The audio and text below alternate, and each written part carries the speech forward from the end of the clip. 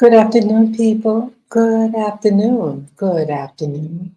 This is Spirit Journey. How are you all doing? You like my little virtual background? Yeah, little earthy. Little earth, I love it. Yeah, this is a picture that I took in Rwanda. Yes, I live in Rwanda, which is in the central part of Africa. Yes, and yeah, it's beautiful like that. It does look very nice. Yes. Good afternoon. Yes. So today, hello Sunday. It is September 1st, 2024, and the time right now is 3:37 p.m. p.m. And let's see here. Yeah, so New York, let's see, it'd be about, let's see, it'd be about like 9:30 in the morning, New York time, Eastern time. Yeah, yes.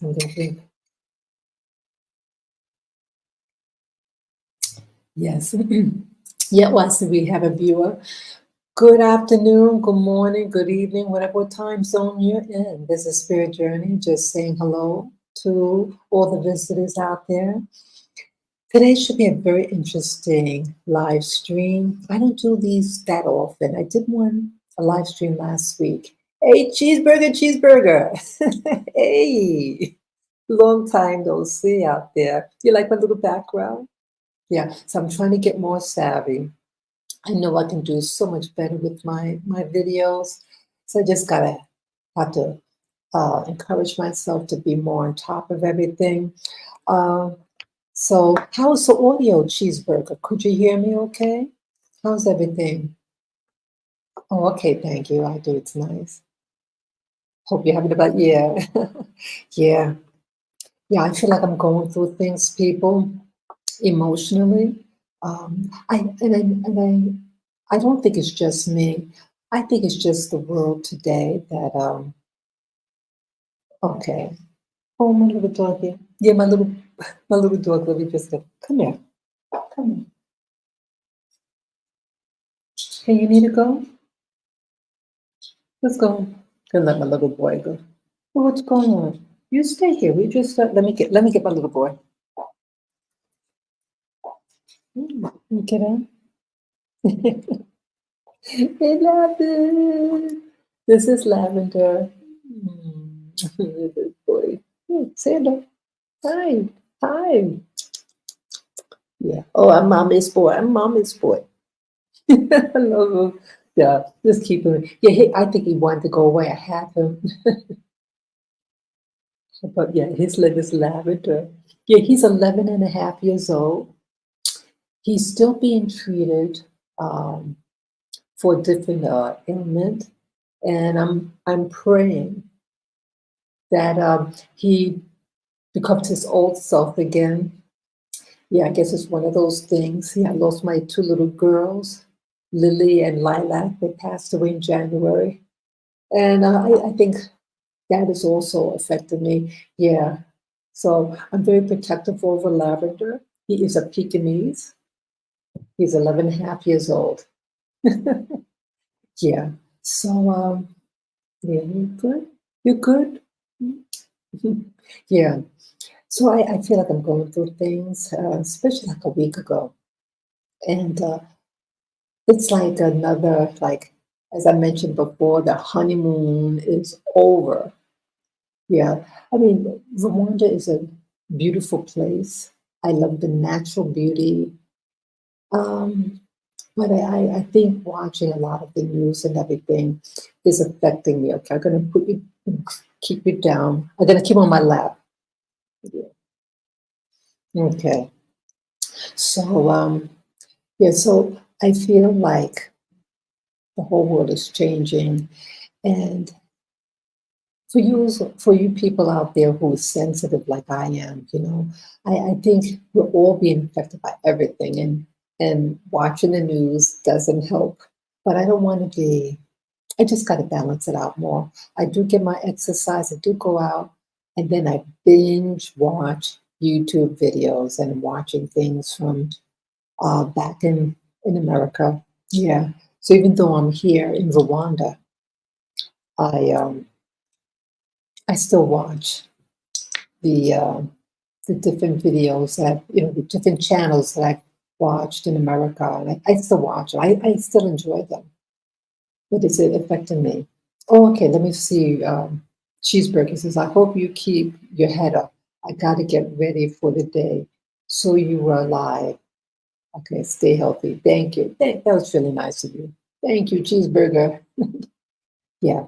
So, what I'm going to do in this live stream, well, I just finished a live stream, a relatively short one, on the visions that I had two visions. I think one was yesterday or early this morning, and then the other one no more than 2 weeks ago. So that I shared, it's up on my channel.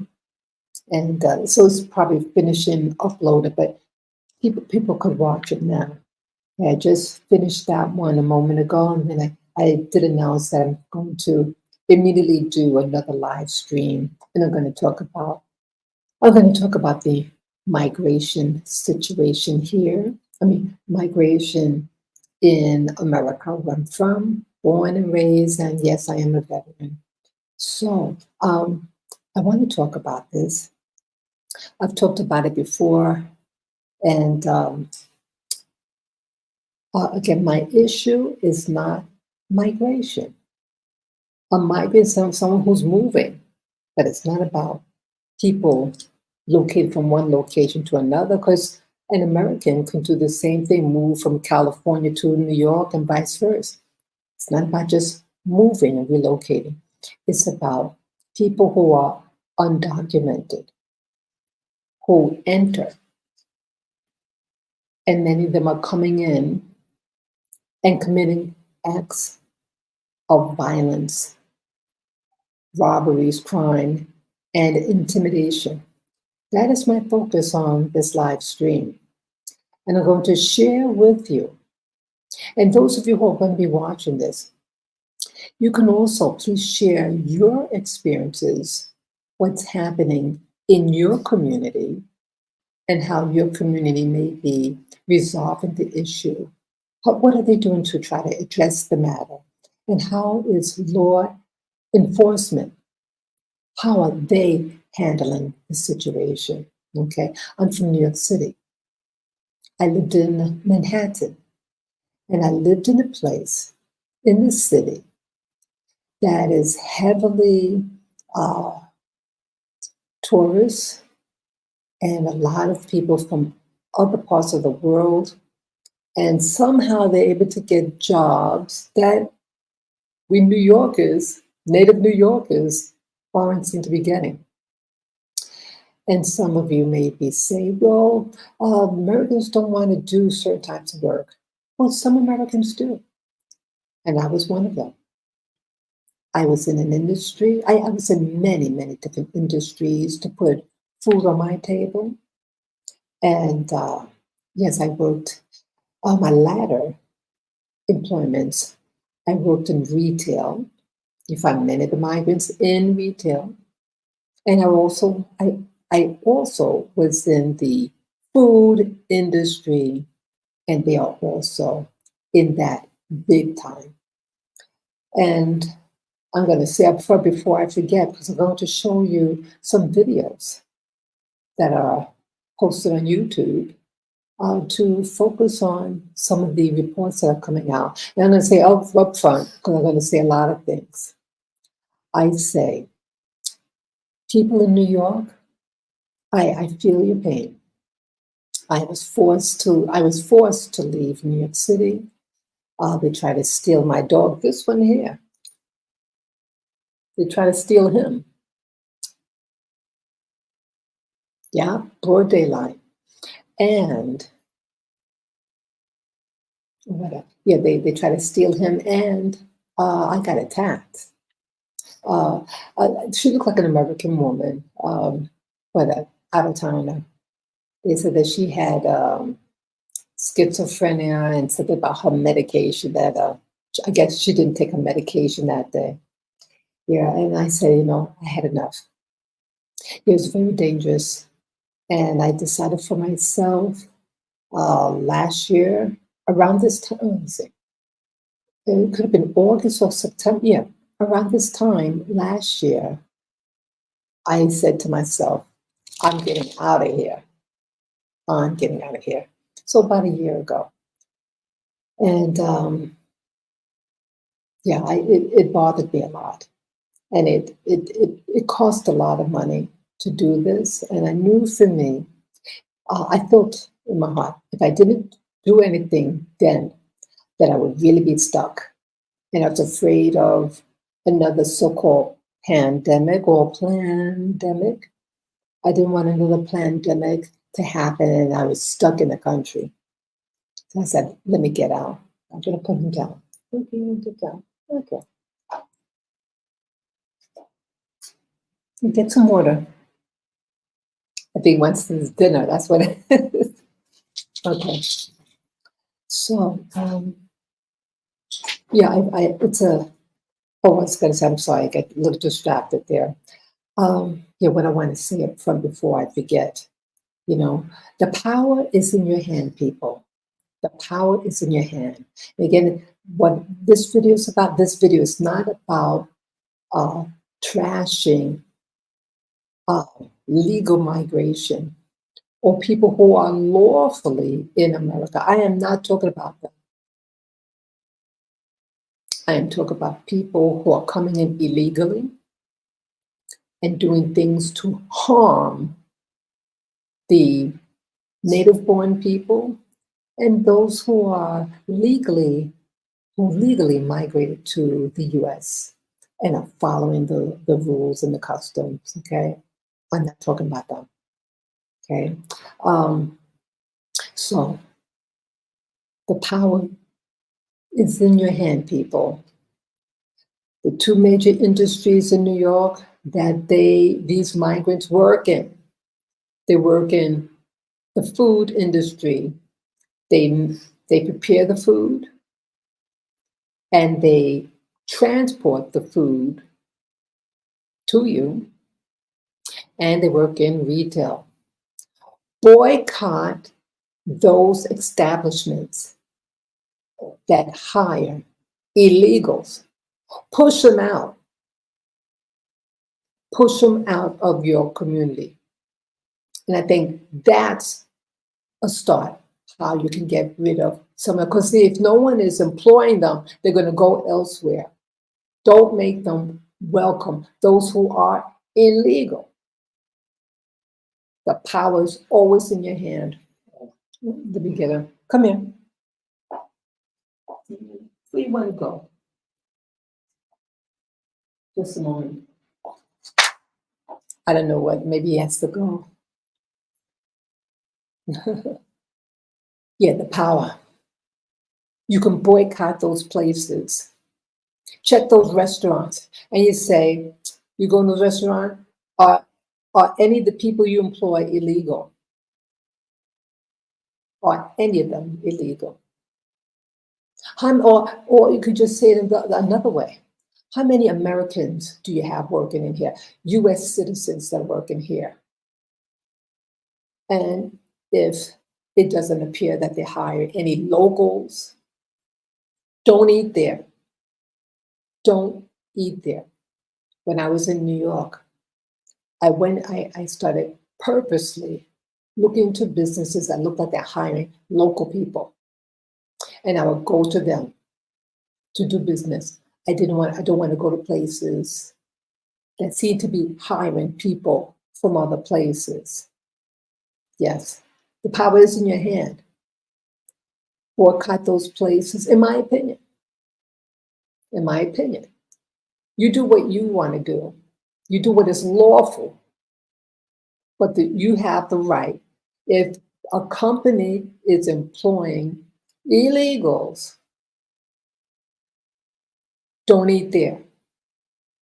If they're delivering food to your place, you can tell them a lot. See, okay, if you get a person on the phone to deliver your food, you say, do not send anybody here who don't have their papers, I will not. I will not pay for the order. I'll send it right back. Send it right back. Yeah, the power is in your hand. The power is always in your hand. They're going to leave when they see, hey, these people are kind of savvy here. Oh, they're not game on this. They don't want to tolerate this anymore. And those migrants, I would imagine, will be forced out. Yeah, I'm just clicking with something popped up on my screen here. Yeah, the power is always in your hand. Yeah, why tolerate it, people? Why tolerate people pushing you out of your home, pushing you out of a job, giving favoritism to these migrants, and not even the veterans? Yeah, those I have stories about that. Yeah, they're getting free. Some of them getting free housing and money to buy food. I was in a homeless shelter before in New York City. Yes, yes, I was in that. We had a foreign lady in there from Cuba, and I was there because of a domestic violence situation. I just left where I was staying with just the clothes on my back and my purse, and I left. And the lady working there from Cuba, light-skinned lady from Cuba, said, if you don't get a job by the end of this month, we're going to throw you out.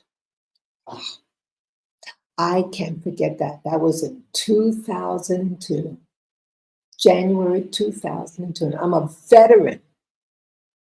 And you had two people there. I don't think they were documented. And they weren't, they had different rules for them and everybody else. These two other people, they didn't have to get a job.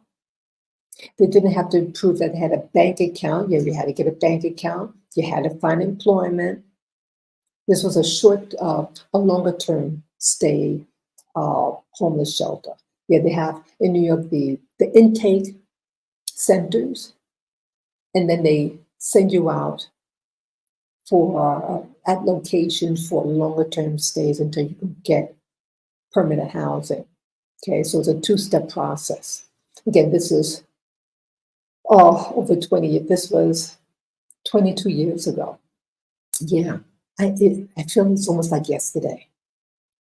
How you're treated, how veterans are treated in New York City, how Black American females are treated. Yet they had people from other countries who did not have to follow any of the rules, regulation. They were nice individuals. They were very nice people. The two ladies, they were from China. The rules don't apply. And so even back then, there were favoritism taking place. And if you're an American, you had one set of rules and they treated you harshly. And it seemed that the people who handled these agencies, not agencies, these shelter things, they might be from your country. They might be immigrants themselves. And it's like a hatred, I feel, because it's like a power thing, I felt. And they want to rub it in that you're an American woman, a Black American woman, and how they treat you and how they treat the veteran. Yes, I am a veteran and proud of it. Yeah, I think some of these veterans, I think some of these people that they get in here, they better serve in the government. In the military. They want citizenship. Well, get like an initiation. You really love it here. See, we have so much here in America.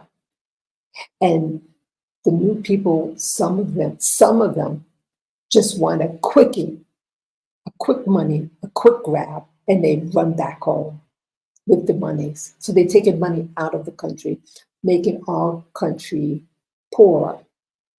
Let them earn their stay here so that, those who are here earned it and they start appreciating what they have so they can spit on you.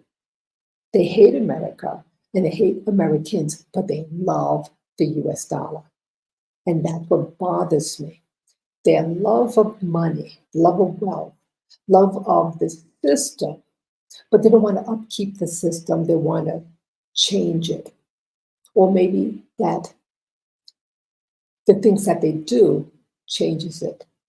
Sure, they love the clean streets, they love the well manicured road, but then things are done and it pulls down the system. They have financial, educational uh, institutions. But what's happening? They're not upkeeping it. They're not upkeeping the standards. They're just taking it and doing whatever. They're not upkeeping it. So what interests them in the first place, they're not keeping it up. That's also why I left. The standards are bad. The type of food that we're getting is slop. They don't know how to make our food. What else? It's filthy. It was getting a little filthy where I live. So I'm talking a little bit too much. I want to show you the some of the videos that I saw over YouTube. Again, people in America, people over in Europe. The power's in your hand. Don't hide these people. Don't hide them. If they're not complying, if they're illegal, I'm only talking about illegal. I'm not talking about those who are here lawfully, or excuse me, in these countries lawfully. Talk about the illegals and the activity that some of them bring. Okay, so I'm going to share your screen. I'm going to press this present button here. Okay, go take a second to share screen.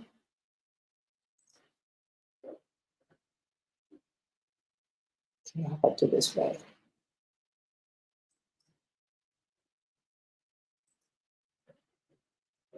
How about do this right? Okay.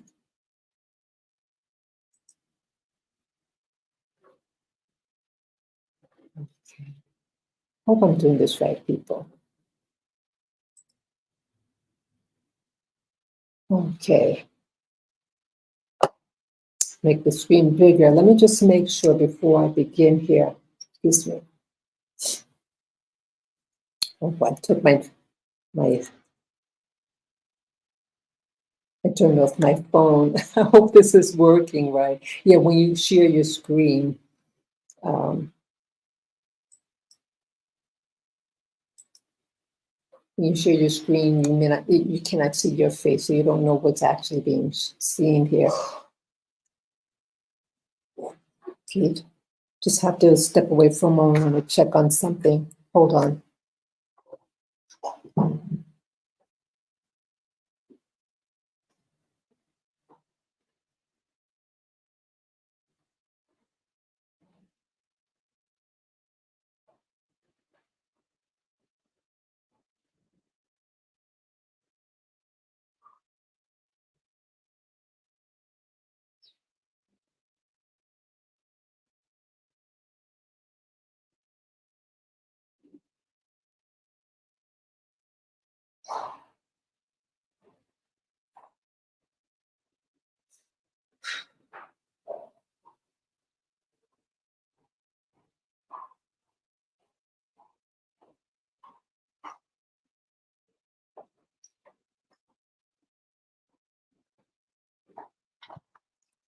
Okay, I'm back. Let me just see my phone here. Yeah, I just had to check on my dog. Heard some commotion downstairs. Just had to investigate, make sure my little baby is okay. Just checking my phone right now. Let's see. Let me see here. How to do this. Let's see, I'm just trying to see here. Channel.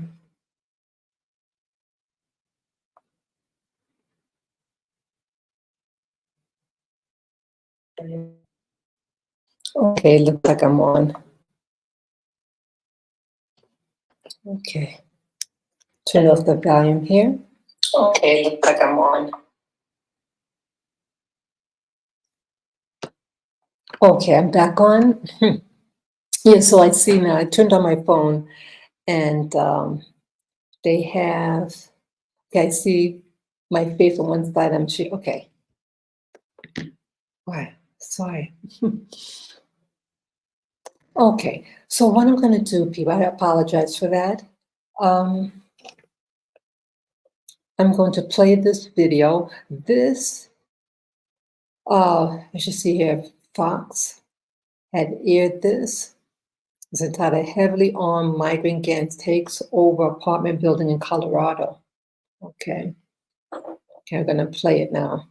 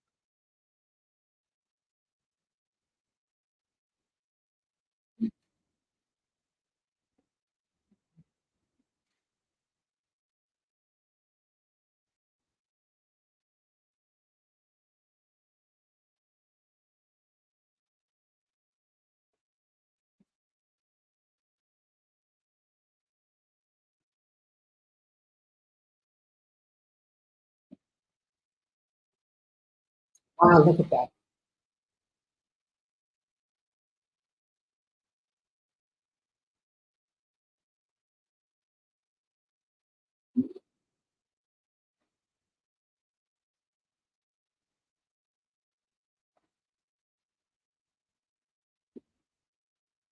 Okay. Okay, that's very intense there. Very, very intense. Okay, so they're coming in. Let me put it back. Look at this. People, you want this to happen in your community? They're coming in, and it seems like with immunity, no one's really stopping them. And to extort, they could throw you out of your house or say, hey, you have to pay us. It's like gangs extorting money from Americans. This is a no-no, people, a no-no. Yeah, and how come with uh, VP Harris, how come she did, I would like in an interview with her, them showing them pictures, videos like this. What is she doing to address that issue? I don't think she's doing a damn thing. Nothing. Yeah, I saw just clips of that interview. Maybe later on this video, I might show some of those, the interview with CNN. It was a 2-hour interview, but they only showed with about 18 minutes of it. So it's heavily edited. Yeah, yeah, maybe I might do that. Just share with you another video. Okay.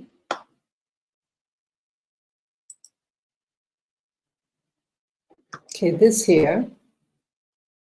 Here's another short video. It's entitled New York Program Trains Migrants to Work in Restaurants.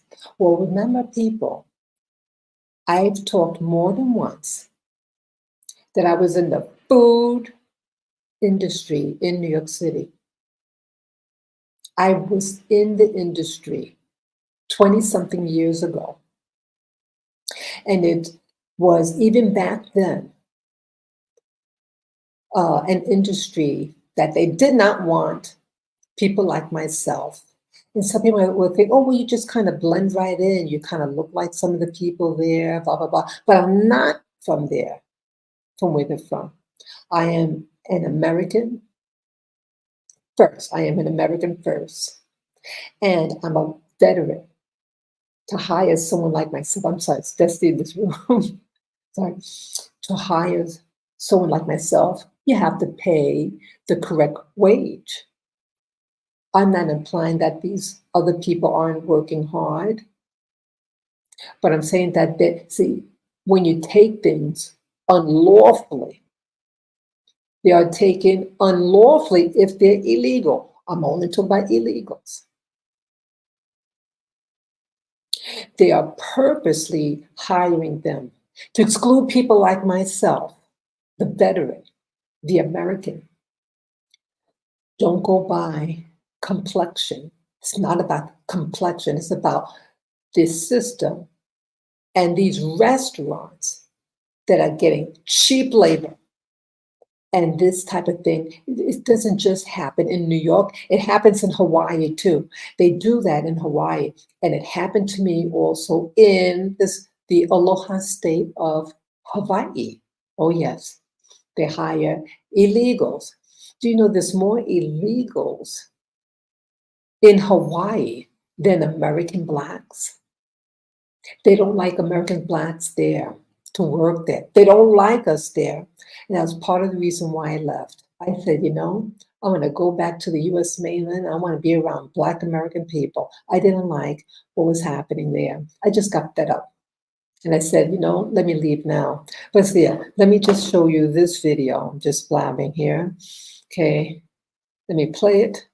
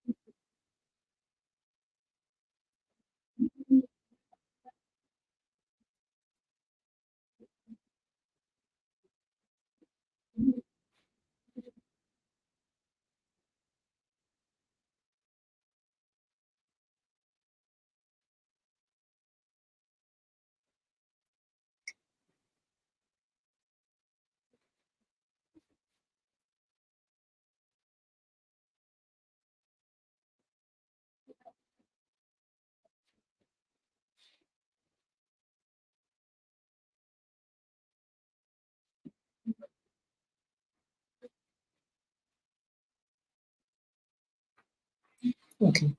I just have to put on pause there. I feel a little emotional with all this. It's a nice thing to be able to train other people, okay?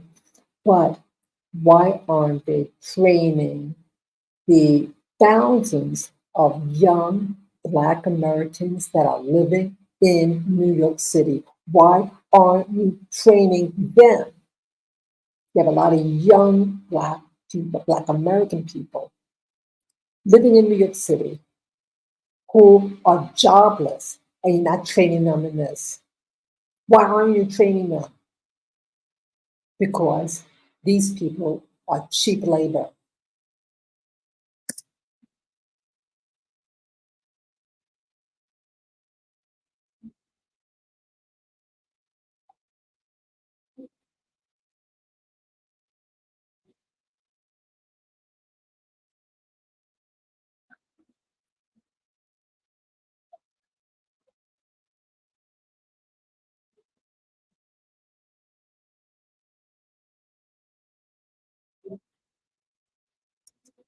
It's baloney. You have tons of people here in America that are jobless. Young people, young teens, they want to work. They want to work. And what about, let's say, any of the blacks who are on public assistance? Well, they have this thing. If you For you to get public assistance, meaning welfare, the food stamp and the financial aspect of this monies, you have to work. You have to work X number of hours to receive it. You could put them in these cooking jobs, but they're not doing that. And again, I was in the cooking field. I was in it. I worked in New York City, the hotel restaurants there. And what they do to Americans, Black Americans, I was the only Black, at one point, the only Black American female there. Yeah, a lot of the people who are doing the actual cooking, many of them are males. They're men that work in it. They use the women, the cashiers or waitresses, or the people who are behind the scenes doing the cooking are generally male. And they try to bully you in there. And it's really something. But if you're for someone else, they leave you alone. They don't bother you. I was very shy back then. This is in the 1990s, 1997. I entered the food industry. I prepared pastries. I was the dessert person. I made desserts, pies, breads, puddings, uh, pasta. Yeah, I did. Yeah, I was also learning how to do the pasta when I got to Hawaii. Yeah, and when I got blacklisted in New York City. Yes, I got blacklisted, and I couldn't get a job anywhere. Uh, I was bullied at one of the restaurants, and I spoke out about it. There were witnesses, and ultimately I got fired, and then I got blacklisted. And I was forced, that's why I left New York City, and I initially moved to Hawaii to later experience at a restaurant. No, yeah, at a restaurant. It wasn't a hotel restaurant, it was just a plain restaurant. And they hired, yeah, there are a lot of illegals from Mexico, I was told. Illegals from Latin America slash Mexico that were working in the restaurant industries. And it was a female who hired me. She was Hawaiian born. She's of Japanese descent. She hired me, and this was to be my second job. In Hawaii, you have to work two or more jobs just to pay your basic upkeep. It's a very expensive place. And yeah, this was my second job, uh, secondary job. I had my primary job, and this was my secondary job at a restaurant. My primary job was retail, and then the other job was this working in this restaurant. I was making the desserts, and you had two people from Mexico, two men, and yeah, they did not seem to want to take instructions. They didn't want to take instructions from a woman. And this woman was a graduate of the Culinary Institute of America, CIA. Culinary Institute of America is the creme de la creme of cooking schools in America. And she had this credentials. And it was like the restaurant, it served like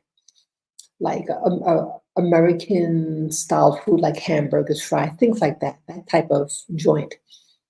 And she went on vacation, and then they fired her while she was away. And so I went to that office and I said, "Hey, what about me? You know, she hired me."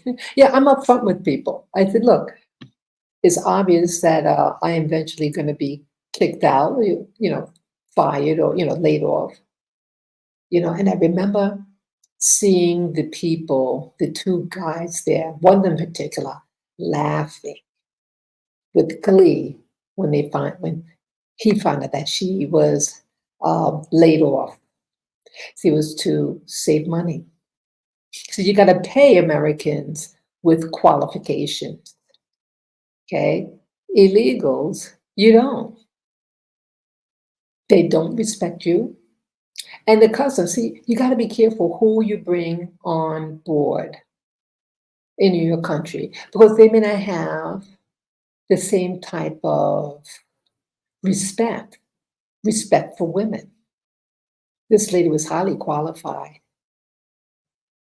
and many of the workers in Hawaii are illegal and they are protected. And that's what bothered me. They're protected and they're cocky about it. And when they see you, a woman, um, or Black American woman, they don't want you working in there. They don't want you working next to them. They want you out. They want to keep it all men and or everybody from somewhere. They don't want Americans working there. Americans are not designed now to work in the restaurant food industry. They want it just for foreigners, and that pissed me off. And I was a protected. Yeah, I just have a lot of experience regarding these things. So let me continue with this video and see.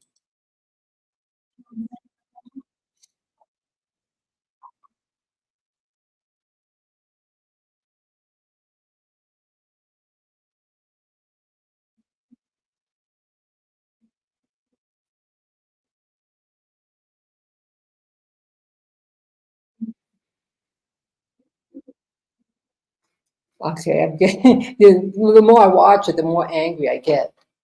Let me try the other video here. I think this is the last one. Okay, let's hit this one. Okay, yeah, this was another issue here. New York City public hospitals overwhelmed by increase of migrants. See, it's not migrants, it's illegals.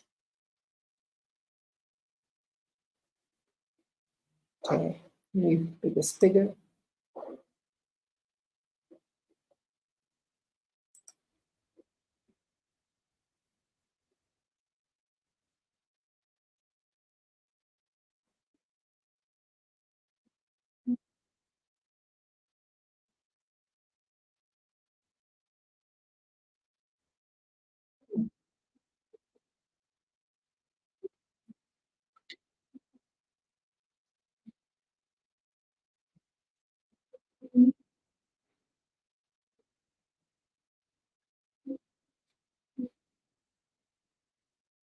Look at that.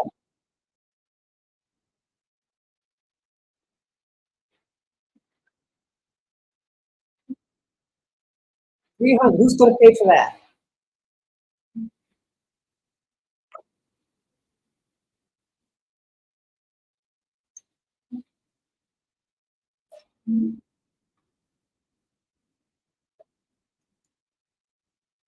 Illegal.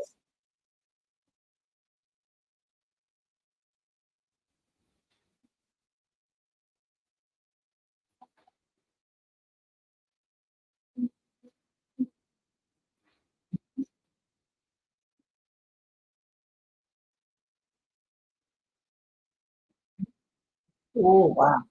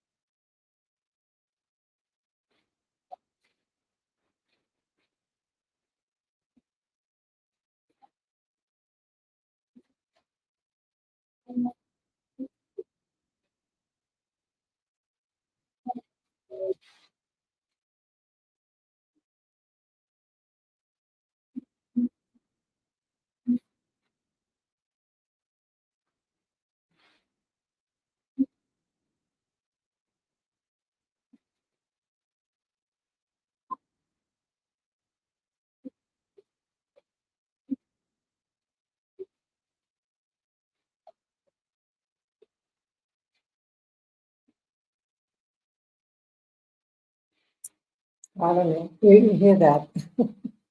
10,000 jobs. I mean, unshare my screen here. Okay, how to do this? I don't know how to do this.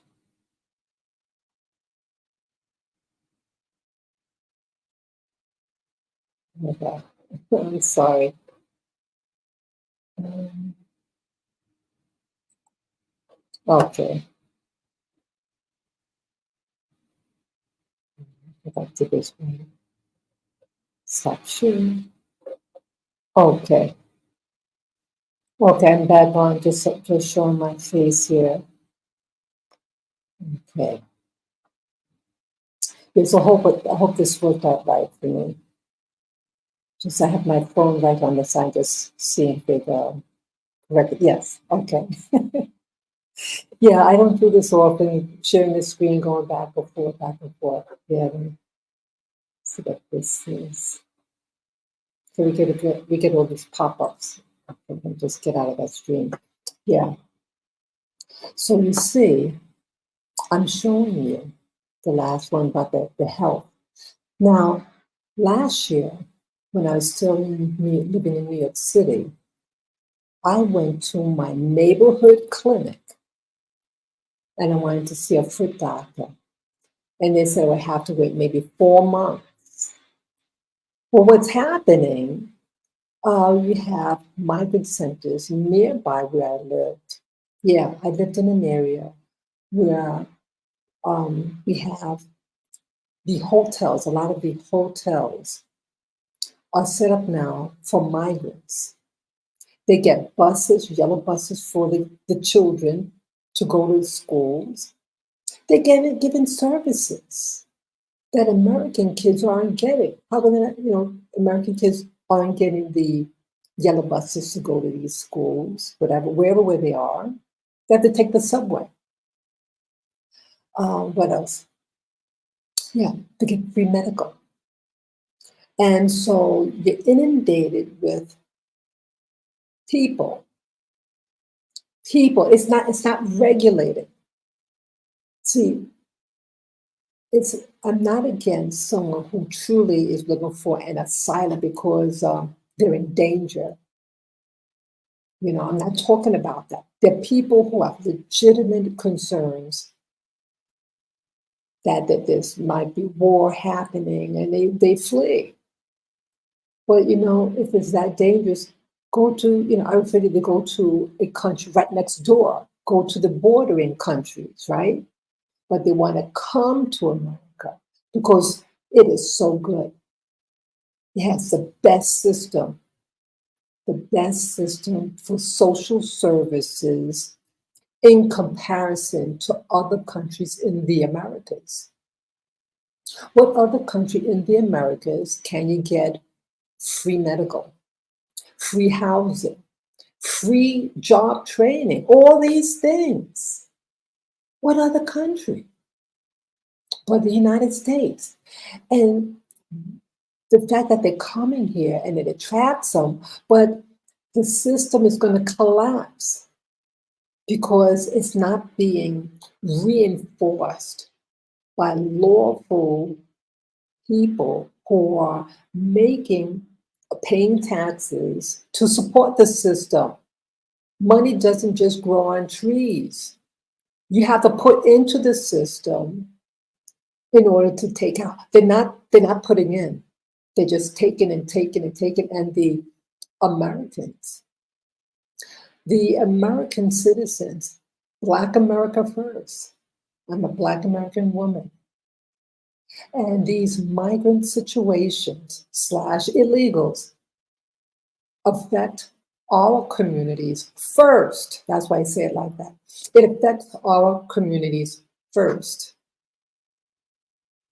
So they are shipped, or bused, I should say, they're bused over into Black neighborhoods. These hospitals, city-run hospitals, a lot of them in Black areas. And the local population, there's no room for us for medical treatment. We have to wait a long time. The women are bringing anchor babies in. This pisses me off. They come pregnant. Or some of them may purposely get pregnant here in America so that they can get treatment. And at least in the public hospitals. And I used to do volunteer work at public hospital here in Manhattan. In Manhattan, when I lived in Manhattan. I give the name. No, I won't give the name right now. I won't give the name. But it was a public hospital way uptown. And I did volunteer work for the WIC department. WIC stands for Women, Infants, and Children. It is a federal program. And the federal program says that regardless of their immigration status, you have to accommodate them, which means, in short, if they are illegal, they still have to be allowed on the program. The WIC gives mommies, pregnant women, and their children, little children, food. It's like a supplementary food. It's a lot of cheese, there's bread, canned fish like tuna, fish, things like that, peanut butter. It's a supplementary and it's free. The women can get on, let's say they come to a hospital pregnant, and let's say that woman is anemic. Well, that medical doctor says, you're at risk. You are a mommy to be at risk. I'm going to put you on the WIC program. I'm wondering, people, are these doctors, are they getting a kick? Please listen. Are these medical doctors, are they getting kickbacks from the federal government that the amount of people that they put on, that they enroll on the program, are they getting money from the government for each head that they put on? Now they give you a piece of paper. They're here, take this to the WIC office at the hospital. Yeah, the WIC office was inside the hospital. So a different wing.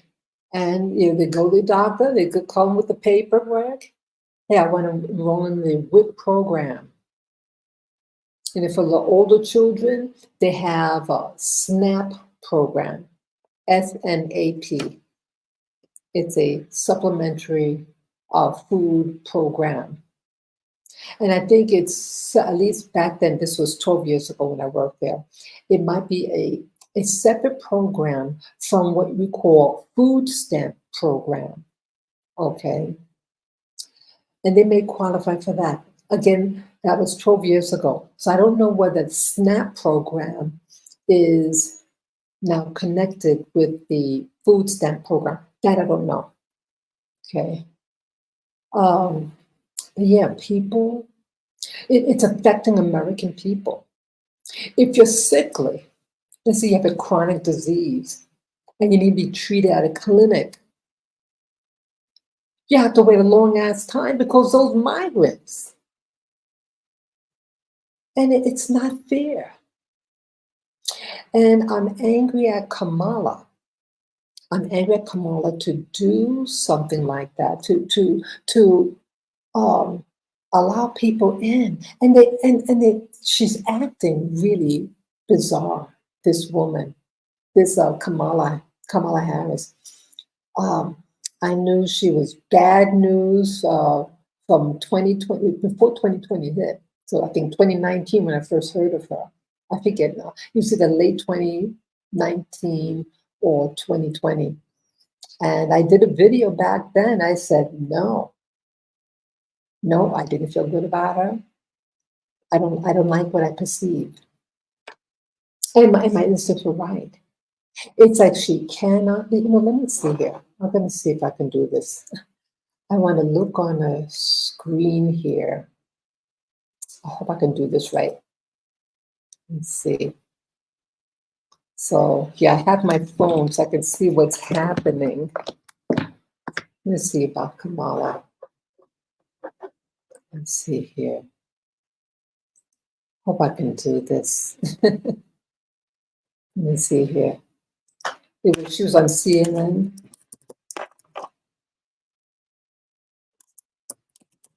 CNN News with Kamala.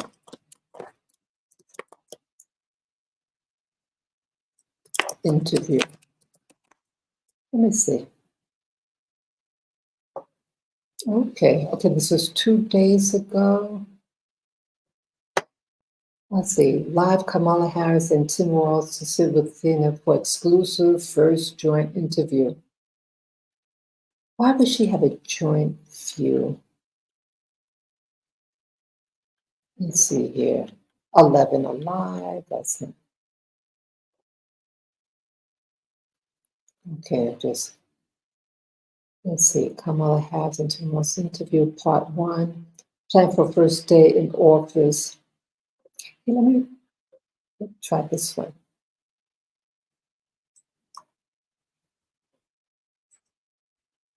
See here. Okay, I'm just navigating on my computer here.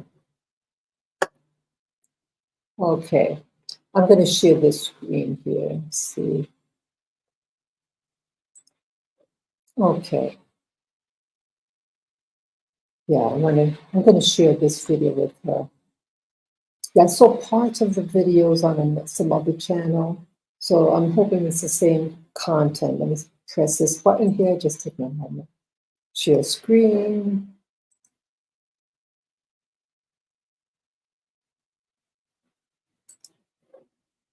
Okay.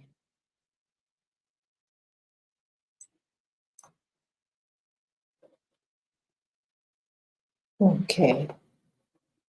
So I see the screen. I hope it does. Okay. I have to keep it small. Okay. So what I'm going to do now, I'll make the screen bigger.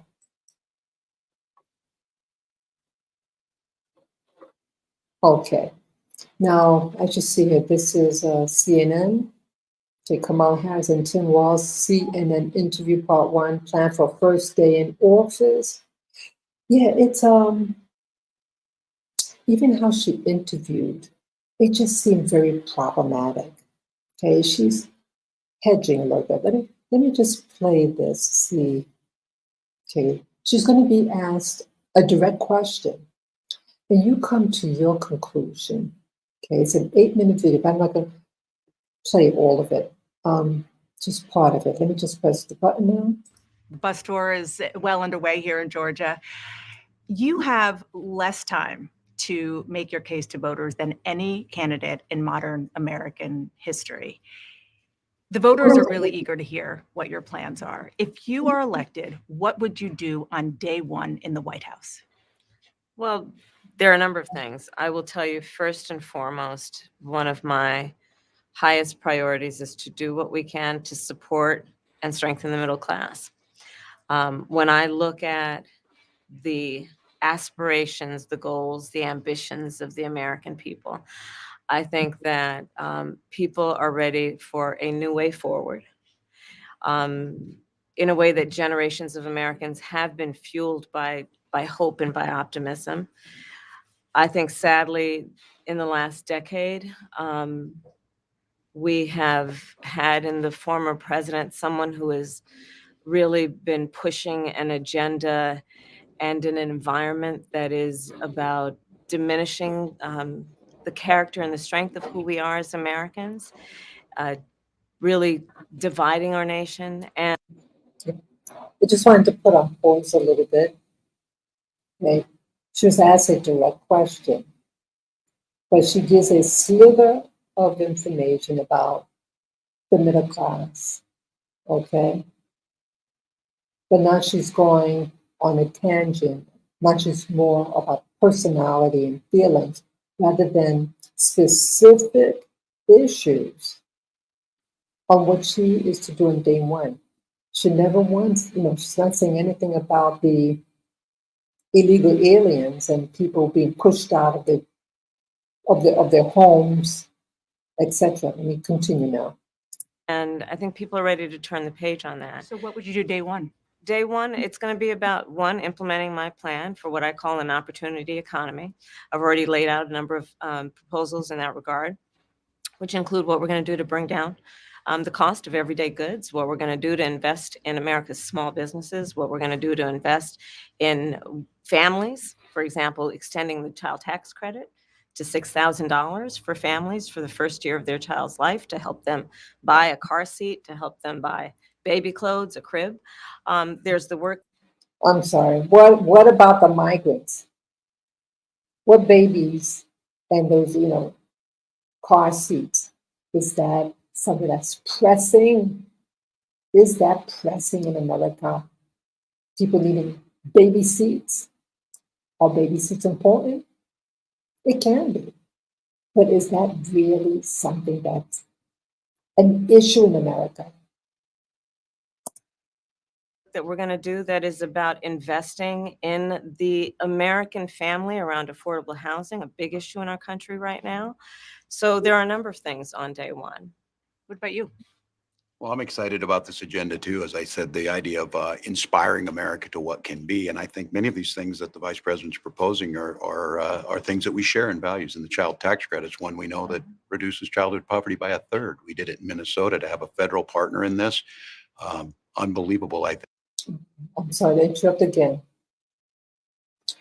What about the American babies, American mommies that need an appointment with the doctors, and you got to wait months to be seen? And these migrants, illegals, not migrants, illegals, are occupying your seat.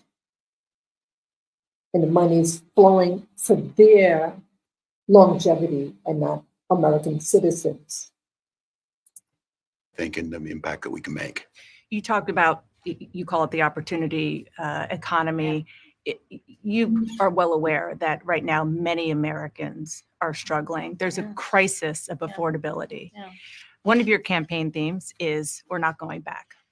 But I wonder what you say to voters who do want to go back when it comes to the economy specifically, because their groceries were less expensive, housing was more affordable when Donald Trump was president.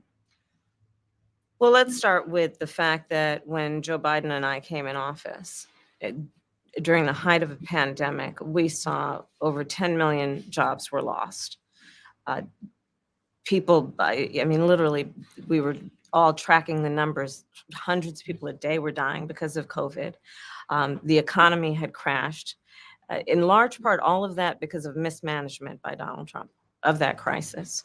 When we came in, our highest priority was to do what we could to rescue America. And today, we know. I'm sorry. I had put rescue America, she says. How is she rescuing America when under her and Biden's administration, they have put in a deluge of illegals in our country? And then many are living on the street and are terrorizing people. You know, she's never addressed that issue. She's a hypocrite. Know that we have inflation at under 3%. A lot of our policies have led to the reality that America recovered faster than any wealthy nation around the world. But you are right. Prices, in particular for groceries, are still too high. The American people know it, I know it, which is why my agenda includes what we need to do to bring down the price of groceries. For example, dealing with an issue like price gouging, what we need to do to extend the child tax credit to help young families. So they always talking about children. They like to make themselves sound like they're concerned about children. What about American children? Yeah. I was looking for a particular thing. See, they keep, I'm just scrolling through. She keeps talking about child credit. You know, your child is perishing. And so just about tracking. Yeah, I'm going to go back. Oops. I believe it is. Okay. Oh, her values have not changed. Just flip-flop on that. Let me go back. Stop sharing. Oops. Okay, I'm back on. Yeah, I get very upset because we're being fooled, people. We are being fooled. And it's like that video just showed with Kamala, that the interview, it was a 2-hour interview, but they broke it to, down, they edited so you only see 18 minutes of it. And the transcript, there should be a transcript for the 2-hour interview that was given, but how come no one has access to the transcript? See, it's so, what's the word? It's greatly controlled. It's censored. They don't want you to hear everything. Why did she need to have her vice president to be, running mate there? It's like she needs someone to babysit her. Why can't she just stand on her own and speak to the audience?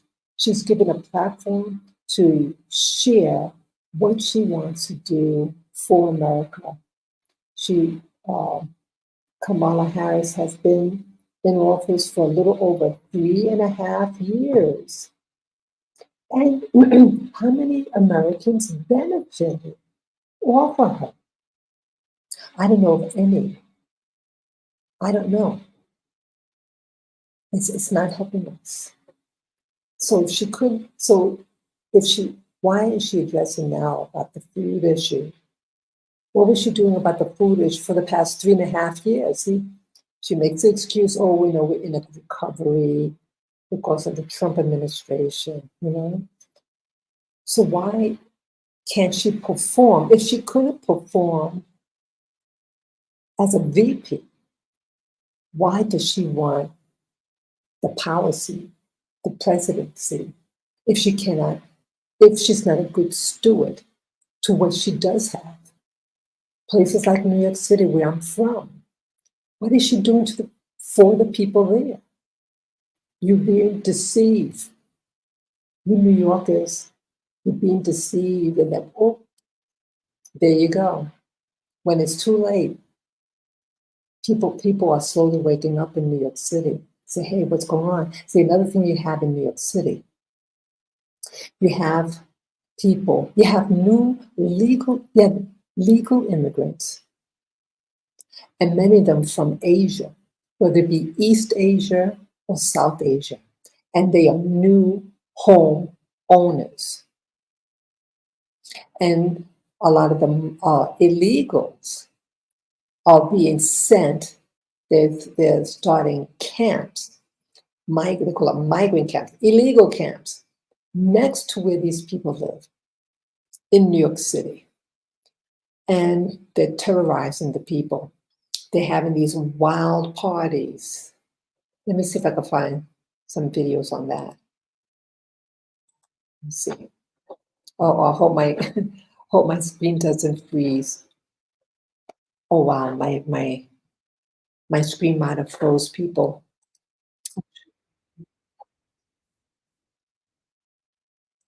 Sorry. Okay. Sorry. Screen froze.